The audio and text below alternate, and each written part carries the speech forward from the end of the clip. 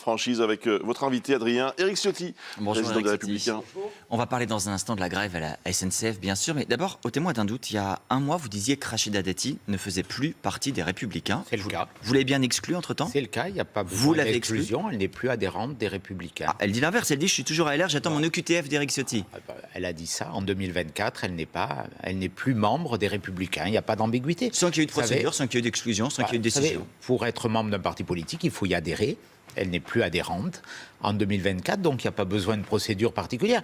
Mais ça relève de la logique. On ne peut pas être dans un gouvernement, donc dans une majorité, et dans un parti qui est un parti d'opposition. Vous l'avez dit, mais vous n'avez rien fait pour l'exclure. Non, pas du tout. Elle n'est plus membre des Républicains et elle ne sera plus membre des Républicains, sauf si elle décide de quitter ce gouvernement. La vie politique, c'est du bon sens et c'est de la logique. Parfois, comment les électeurs ne comprennent plus rien? On ne peut pas être dehors et dedans. Est-ce que ça veut dire Rachida Dati a fait un choix, je le regrette, je le dis, je le déplore. Mais vous n'entreprendrez pas de procédure d'exclusion. Elle n'a pas à être exclue, elle n'en est plus membre. Puisqu'elle n'est plus membre, simple. ça veut dire que les Républicains présenteront à Paris en 2026 un candidat contre elle? Il y aura des candidats dans les arrondissements de Paris, il y aura des candidats républicains, il y a encore 2 ans avant les élections municipales, mais naturellement, les Républicains seront présents dans la bataille municipale contre elle pour faire battre Anne Hidalgo à Paris. Et pour faire battre Rachida Dati? Nous verrons si Mme Dati est candidate, sur quelle étiquette, si elle est encore au gouvernement. Il y a beaucoup de temps, vous savez. Un peu de prudence. Ce gouvernement est sur une pente très glissante. On va en parler. Donc, un mot je encore ne sais juste pas sur, s'il sera encore là, s'il y aura encore cette majorité, nous verrons bien. Un mot sur Rachida Dati pour terminer ce chapitre, Éric Ciotti. Elle dit vouloir appliquer au gouvernement les mesures de LR, des Républicains. Elle dit défendre une culture populaire. Elle a été très critiquée par une partie de la droite et de l'extrême droite cette semaine, RN et Reconquête, pour avoir participé à une émission de rap sur la plateforme Twitch. Elle a aussi appelé à venir faire du bruit au ministère. Est-ce que c'est une vision de la culture populaire que vous partagez? Non, pas vraiment. Après, chacun fait ce qu'il veut. Je note que dans ce groupe, il y a des liens avec le rappeur Freeze Corleone, dont les concerts ont été interdits. Visé par une enquête pour apologie du terrorisme. Qui a déposé plainte contre moi, d'ailleurs. Pour diffamation. J'ai dénoncé les propos scandaleux qu'il a tenus, l'amalgame avec l'attentat de Nice. Vous lui prêtez dans une chanson à parler avec l'attentat de Nice, ce qu'il conteste. Nous en débattrons, mais ces propos, je crois malheureusement, étaient sans ambiguïté et indignes. Et je confirme plus que jamais mon indignation face à cette instrumentalisation de l'attentat de Nice. Mais voilà, et dans ce groupe... Mais ça n'empêche pas Rachida Dati d'aller participer à cette émission. C'est pas ce que j'aurais fait. Bon, c'est pas ce que vous auriez fait. Venons-en donc à cette grève à la SNCF. Un train sur 2 ce week-end, globalement, si on simplifie. Hier, Gabriel Attal a dit un devoir de travailler. Est-ce que vous partagez cette idée ? Bien sûr, il faut aujourd'hui arrêter de prendre les Français en otage. Vous savez, depuis 1947, il n'y a pas eu une année où la SNCF n'a pas été en grève. Donc vous condamnez cette grève. Et toujours à des moments décisifs, à des moments où les familles se retrouvent, partent en vacances. C'est honteux. Vous savez, les contrôleurs qui vont prendre en otage les Français qui partent en vacances avec leurs enfants au ski, ils ont eu une augmentation en 3 ans de 21%. 500 € par mois depuis 2 ans d'augmentation.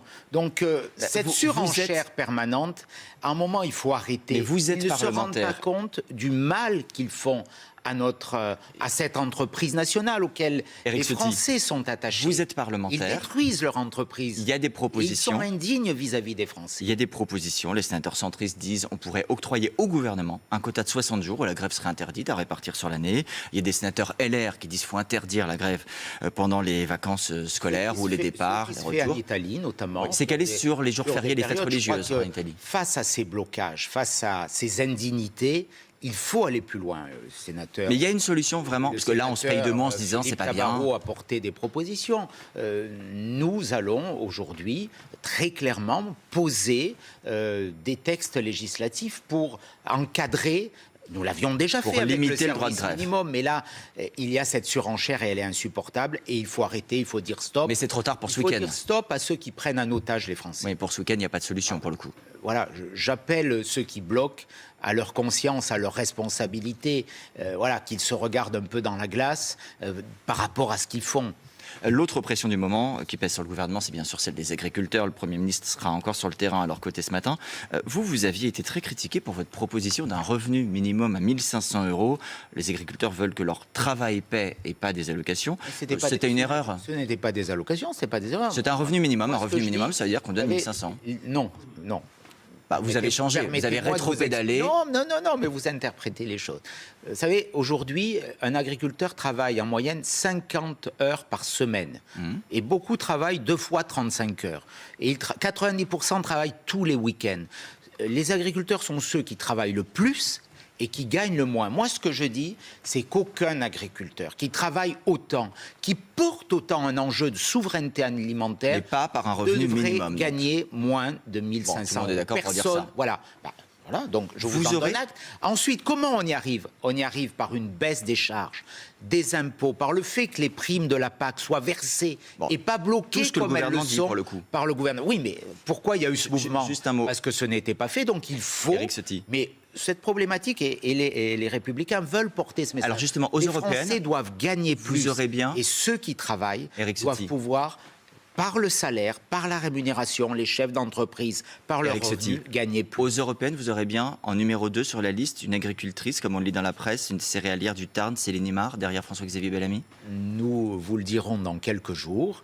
Nous voulons en effet que l'agriculture, que ce que nous avons défendu derrière François-Xavier Bellamy au Parlement européen soit encore amplifié par... il y aura une agricultrice sur la liste, nos des messages, agriculteurs. notre projet et les candidats qui seront des candidats de très grand talent, et notamment la numéro 2, mais nous la dévoilerons dans quelques jours. Vous dites ça avec un sourire. Merci beaucoup, Éric Ciotti, d'avoir été sur TF1 ce matin. La suite, c'est avec vous, Bruce.